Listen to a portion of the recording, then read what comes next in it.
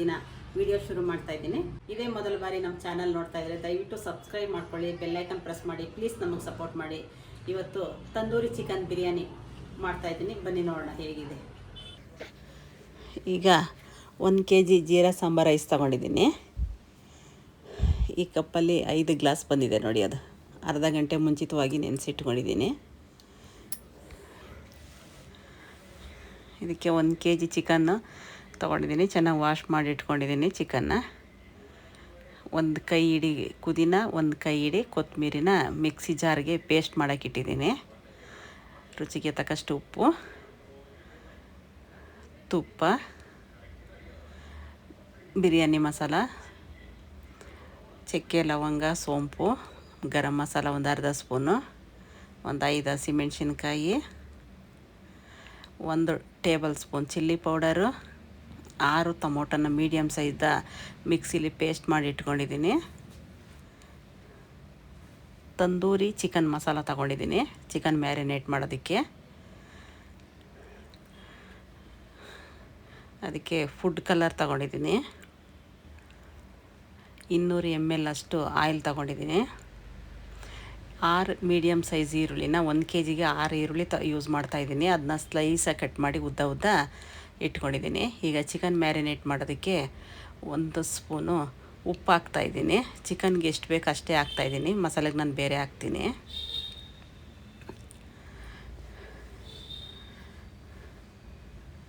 ಅದಕ್ಕೆ ಅರ್ಧ table spoon chilli powder ಹಾಕ್ತಾಯಿದ್ದೀನಿ. ನಾನು 1 ಸ್ಪೂನ್ ತೊಗೊಂಡಿದ್ದೆನಲ್ಲ ಅದರಲ್ಲಿ ಅರ್ಧ ಚಿಕನ್ಗೆ ಹಾಕ್ತಾಯಿದ್ದೀನಿ, ಅರ್ಧ ಮಸಾಲೆಗೆ ಹಾಕ್ತೀನಿ. ಇಲ್ಲಿ ನಾನು ಖಾರ ಕಡಿಮೆ ಮಾಡ್ತಾಯಿದ್ದೀನಿ. ಅದಕ್ಕೆ 3 ಟೇಬಲ್ ಸ್ಪೂನ್ ಮೊಸರು ಹಾಕೋತಾಯಿದ್ದೀನಿ. ಚಿಕನ್ ಸಾಫ್ಟ್ ಆಗೋದಕ್ಕೆ ಮೊಸರು ಹಾಕಿದ್ರೆ ತುಂಬ ಸಾಫ್ಟ್ ಆಗುತ್ತೆ, ಚಿಕನ್ನು ಟೇಸ್ಟು ಇರುತ್ತೆ. ಅದಕ್ಕೆ tandoori chicken masala 1 table spoon ಹಾಕೊಂಡಿದ್ದೀನಿ. ಅದನ್ನ ಚೆನ್ನಾಗಿ ಮಿಕ್ಸ್ ಮಾಡಿ ಒಂದು ಅರ್ಧ ಗಂಟೆ ಹಾಗೆ ಇಡ್ತೀನಿ.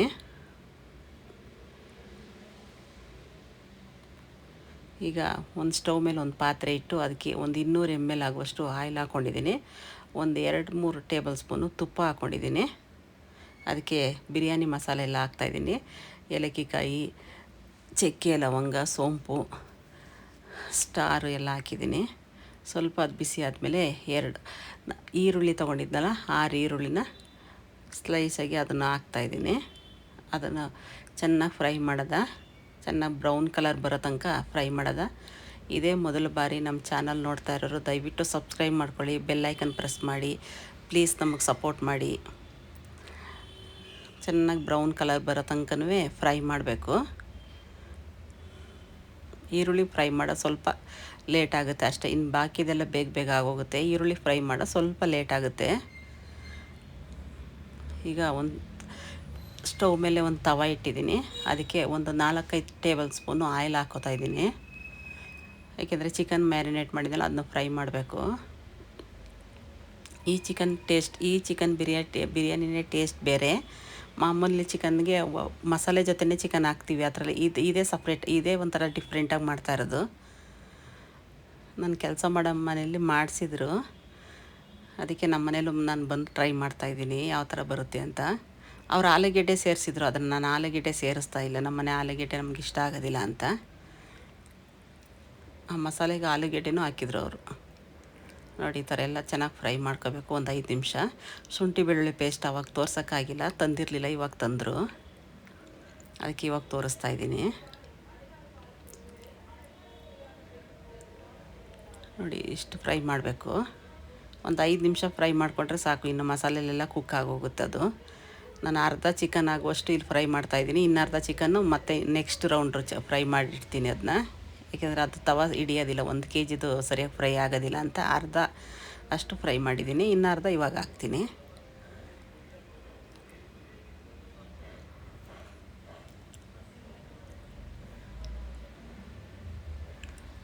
ನೋಡಿ ಎರಡು ಸಲ ಚಿಕನ್ ಫ್ರೈ ಮಾಡಿ ಇಟ್ಕೊಂಡಿದ್ದೀನಿ. ಈಗ ಆನಿಯನ್ ಬ್ರೌನ್ ಕಲರ್ ಬರ್ತಾಯಿದೆ ನೋಡಿ ಇವಾಗ. ಈಗ ಅದಕ್ಕೆ 2 ಟೇಬಲ್ ಸ್ಪೂನು ಶುಂಠಿ ಬೆಳ್ಳುಳ್ಳಿ ಪೇಸ್ಟ್ ಸೇರಿಸ್ತಾ ಇದ್ದೀನಿ. ಅದನ್ನ ಒಂದೆರಡು ನಿಮಿಷ ಸ್ವಲ್ಪ ಹಸಿ ವಾಸನೆ ಹೋಗೋ ತನಕ ಚೆನ್ನಾಗಿ ಫ್ರೈ ಮಾಡೋದ.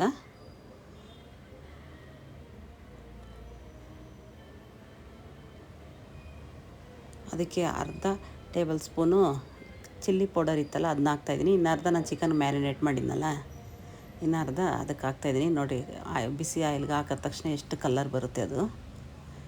ಅದಕ್ಕೆ ಪುದೀನ ಕೊತ್ತಂಬರಿ ಪೇಸ್ಟ್ ಮಾಡಿ ಇಟ್ಕೊಂಡಿದ್ದಲ್ಲ ಅದನ್ನು ಸೇರಿಸ್ತಾಯಿದ್ದೀನಿ. ಅವ್ರು ತುಂಬ ವೆರೈಟಿ ಬಿರಿಯಾನಿ ಮಾಡ್ತಾರೆ. ಅದನ್ನೆಲ್ಲ ನಿಮ್ಮ ಹತ್ರ ಶೇರ್ ಮಾಡ್ಕೋತೀನಿ, ಯಾವ್ಯಾವ ಥರ ಮಾಡ್ತಾರೆ. ಅವ್ರು ನಮ್ಮ ಕೈಲೇ ಮಾಡಿಸ್ತಾ ಇರ್ತಾರೆ. ಅದನ್ನು ಮಾಡಿ ಇದು ಮಾಡಿ ಆ ಥರ ಬಿರಿಯಾನಿ ನಾವು ಹೇಳ್ಕೊಡ್ತೀವಿ ಅಂತ. ಅದನ್ನು ನಮ್ಮ ಮನೇಲಿ ಬಂದು ಟ್ರೈ ಮಾಡಿದಾಗ ನಾನು ವೀಡಿಯೋ ಮಾಡಿ ನಿಮಗೆ ತೋರಿಸ್ತೀನಿ. ಅವ್ರು ಏನೇನು ಅಡುಗೆ ಮಾಡ್ತಾರೆ ಎಲ್ಲ ತೋರಿಸ್ತೀನಿ. ಅದಕ್ಕೆ ಟೊಮೊಟೊ ಸೇರಿಸ್ತಾ ಇದ್ದೀನಿ.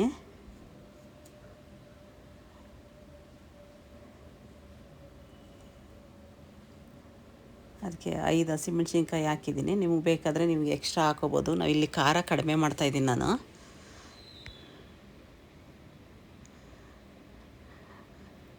ಈಗ ಅದಕ್ಕೆ ಅರ್ಧ ಟೇಬಲ್ ಸ್ಪೂನು ಗರಂ ಮಸಾಲ ನಾನು ಕುಟ್ಟಿ ಪುಡಿ ಮಾಡಿ ಇಟ್ಕೊಂಡಿದ್ದೆ. ಚಕ್ಕೆ, ಲವಂಗ, ಏಲಕ್ಕಿಕಾಯಿ ಕುಟ್ಟಿ ಪುಡಿ ಮಾಡಿ ಇಟ್ಕೊಂಡಿದ್ದಲ್ಲ ಅದನ್ನ ಹಾಕ್ತಾಯಿದ್ದೀನಿ.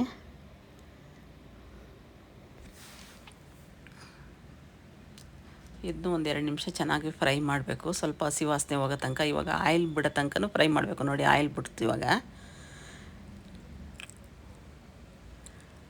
ಚೆನ್ನಾಗಿ ಆಯಿಲ್ ಬಿಡೋ ತನಕ ಫ್ರೈ ಮಾಡಿದ್ರೇ ಹಸಿ ವಾಸನೆ ಎಲ್ಲ ಹೋಗಿ ಸ್ವಲ್ಪ ಚೆನ್ನಾಗಿ ಟೇಸ್ಟ್ ಚೆನ್ನಾಗಿ ಬರುತ್ತೆ. ಈಗ ಒಂದು 2.5 ಟೇಬಲ್ ಸ್ಪೂನಷ್ಟು ಮೊಸರು ಸೇರಿಸ್ತಾ ಇದ್ದೀನಿ. ನಾನು ಚಿಕನ್ಗೂ ಮೊಸರು ಹಾಕಿದ್ದೀನಿ. ಇವಾಗ ಗ್ರೇವಿಗೆ ಹಾಕ್ತಾಯಿದ್ದೀನಿ.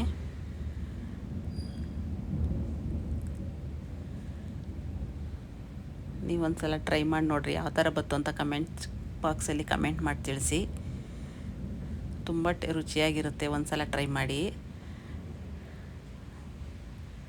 ಈಗ ಅದಕ್ಕೆ ಒಂದು 2 ಸ್ಪೂನಷ್ಟು ಉಪ್ಪು ಹಾಕೋತಾ ಇದ್ದೀನಿ.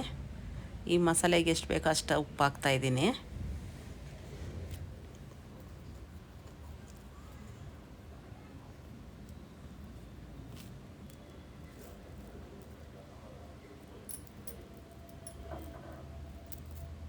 ಇವಾಗ ಫ್ರೈ ಮಾಡಿ ಇಟ್ಕೊಂಡಿದ್ವಲ್ಲ ಚಿಕನ್, ಅದನ್ನು ಅದ್ರಿಗೆ ಸೇರಿಸ್ತಾ ಇದ್ದೀನಿ.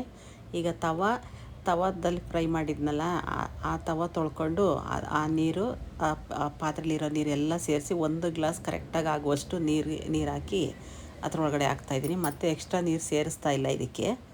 ಈಗ ಮುಚ್ಚಿಟ್ಬಿಟ್ರೆ ಅದೊಂದು ನೀರು ಬರುತ್ತೆ ಅದರಲ್ಲೇ, ಆ ಗ್ರೇವಿಲೇ ನೀರು ಬಿಡುತ್ತೆ ಇವಾಗ. ಈಗ ಇನ್ನೊಂದು ಸ್ಟವ್ ಹತ್ರ ಒಂದು ಕುಕ್ಕರ್ ಇಟ್ಟು 2 ಲೀಟ್ರ್ ಆಗುವಷ್ಟು ನೀರು ಇಟ್ಟಿದ್ದೀನಿ. ನೀರು ಕುದೀತೈತೆ. ಅದಕ್ಕೆ ಒಂದು 2-3 ಸ್ಪೂನು ಉಪ್ಪು ಹಾಕಿದ್ದೀನಿ. ಈಗ ರೈಸ್ ಸೇರಿಸ್ತಾ ಇದ್ದೀನಿ. ನೋಡಿ, ಇದು ಜೀರಾ ಸಾಂಬಾರು ರೈಸೆಲ್ಲ ಸ್ವಲ್ಪ ಹುಷಾರಾಗಿ ನೋಡ್ಕೋಬೇಕು. ಅರ್ಧ ಗಂಟೆ ಬೇರೆ ಮುಂಚಿತವಾಗಿ ನಾವು ನೆನೆಸಿಟ್ಕೊಂಡಿದ್ದು. ಈಗ ಬಿಸಿನೀರಿಗೆ ಹಾಕಿ ಒಂದು 5 ನಿಮಿಷ ಅಷ್ಟೇ ಇದನ್ನ ಕುಕ್ ಮಾಡಬೇಕು, ಇಲ್ಲಾಂದರೆ ಬೆಂದೋಗುತ್ತೆ ಇದು. ಅನ್ನ ಮುದ್ದೆ ಆದರೆ ಬಿರಿಯಾನಿ ಚೆನ್ನಾಗಿ ಬರೋದಿಲ್ಲ. ಹುಷಾರಾಗಿ ನೋಡ್ಕೊಂಡು ಫಿಲ್ಟ್ರ್ ಮಾಡ್ಕೊಬಿಡ್ಬೇಕು ಇದನ್ನು. ಹಾಗೆಯೇ ಕೈ ಆಡಿಸ್ತಾ ಇರಬೇಕು. ಒಂದು 75% ಬೆಂದರೆ ಸಾಕಿದು, ಜಾಸ್ತಿ ಬೇಯಿಸೋಕೆ ಹೋಗಬಾರ್ದು. ಯಾಕೆಂದರೆ ಚಿಕನ್ ಗ್ರೇವಿಲಿ ನೀರಿರುತ್ತೆ. ಅದು ಜಾಸ್ತಿ ಬೇಯಿಸ್ಬಿಟ್ರೆ ಅದು ಬೆಂದೋಗಿರೋ ಅನ್ನ ತೆಗ್ದಲ್ಲ ಅದರೊಳಗಡೆ ಹಾಕಿದ್ರೆ ಫುಲ್ ಮುದ್ದೆ ಥರ ಬಂದ್ಬಿಡುತ್ತೆ. ನೋಡಿ, ಈ ಥರ ಇಷ್ಟು ಫಿಲ್ಟ್ರ್ ಮಾಡ್ಕೊಂಡಿದ್ದೀನಿ. ಈಗ ನನ್ನ ಚಿಕನ್ ಗ್ರೇವಿ ರೆಡಿಯಾಗಿದೆ. ಸ್ಟವ್ ಆಫ್ ಮಾಡಿ ಕೆಳಗಡೆ ಇಳಿಸಿ ಆ ಗ್ರೇವಿನ ಇನ್ನೊಂದು ಪಾತ್ರೆಯಲ್ಲಿ ಅರ್ಧ ಶಿಫ್ಟ್ ಮಾಡ್ತಾಯಿದ್ದೀನಿ.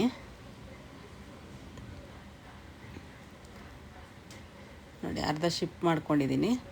ಅದಕ್ಕೆ ಕೆಳಗಡೆ ಚಿಕನ್ ಗ್ರೇವಿ ಇದೆ, ಅದಕ್ಕೆ ಅರ್ಧ ಅನ್ನ ಹಾಕಿ ಫುಲ್ ಸಮ ಮಾಡ್ತಾಯಿದ್ದೀನಿ. ನೋಡಿ,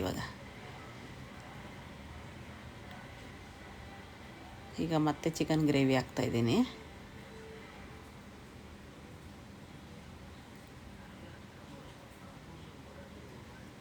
ಅಂತ ಒಂದು ಸಮ ಮಾಡಿ ಈಗ ಉಳಿದಿರೋ ಅನ್ನ ಅದ್ರ ಮೇಲ್ಗಡೆ ಹಾಕ್ತೀನಿ. ಫುಲ್ ದಮ್ ಕಟ್ತಾಯಿದ್ದೀನಿ ಇದನ್ನು. ಈಗ ಉಳಿದಿರೋ ಚಿಕನ್ ಗ್ರೇವಿನ ಅದ್ರೊಳಗಡೆ ಹಾಕಿ ಅದಕ್ಕೆ ಪುದೀನ ಕೊತ್ತಂಬರಿ ಚಿಕ್ಕದಾಗಿ ಕಟ್ ಮಾಡಿ ಇಟ್ಕೊಂಡಿದ್ದೀನಿ.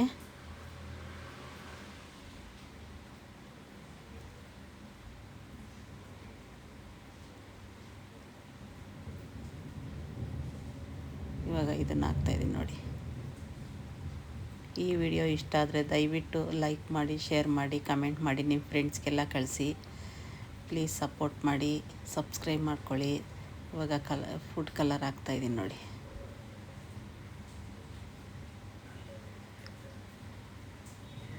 ಈಗ ಸ್ಟವ್ ಮೇಲೆ ಒಂದು ತವ ಇಟ್ಟು ಅದಕ್ಕೆ ಸ್ವಲ್ಪ ತುಪ್ಪ ಹಾಕ್ತಾಯಿದ್ದೀನಿ, 1-2 ಸ್ಪೂನು. ಈಗ ಒಂದು ಸ್ಟವ್ ಮೇಲೆ ಒಂದು ತವ ಇಟ್ಟಿದ್ದೀನಿ ನೋಡಿ. ಇವಾಗ ತವ ಬಿಸಿ ಆಗಬೇಕು ಸ್ವಲ್ಪ. ಇವಾಗ ತವ ಮೇಲೆ ಈ ಪಾತ್ರೆ ಇಡ್ತಾಯಿದ್ದೀನಿ. ಅದಕ್ಕೆ ಒಂದು ಬಟ್ಟೆ ಮುಚ್ಚಿ ಒಂದು ಬಾರದ್ದು ಒಂದು ಕಲ್ಲು ಇಡ್ತಾಯಿದ್ದೀನಿ. ಇಟ್ಟು 5 ನಿಮಿಷ ಐ ಫ್ಲೇಮ್ ಮಾಡಬೇಕು. ಏಕೆಂದರೆ ತವ ಬಿಸಿ ಆಗಬೇಕಲ್ಲ, ಅದಕ್ಕೆ 5 ನಿಮಿಷ ಐ ಫ್ಲೇಮ್ ಇಟ್ಟು 15-17 ನಿಮಿಷ ಸಿಮ್ಮಲ್ಲೇ ಬಿಡಬೇಕು. ಆವಾಗ ಕರೆಕ್ಟಾಗಿ ಬರುತ್ತೆ ರೈಸು. ಒಂದು 10 ನಿಮಿಷ ಆಗಿದೆ. ಒಂದು ಸಲ ಚೆಕ್ ಮಾಡಿ ನೋಡ್ತೀನಿ. ಇನ್ನೊಂದು ಸ್ವಲ್ಪ ಆಗಬೇಕು. ಇನ್ನೊಂದು 5 ನಿಮಿಷ 6 ನಿಮಿಷ ಇಡಬೇಕು. ಒಂದು ಸಲ ಮಿಕ್ಸ್ ಮಾಡಿ ಇನ್ನೊಂದು ಸಲ ಇಡ್ತೀನಿ.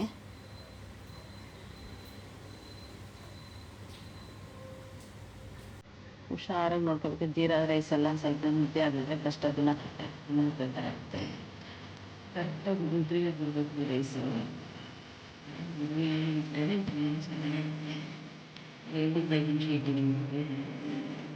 ಈ ವಿಡಿಯೋ ಇಷ್ಟ ಆದರೆ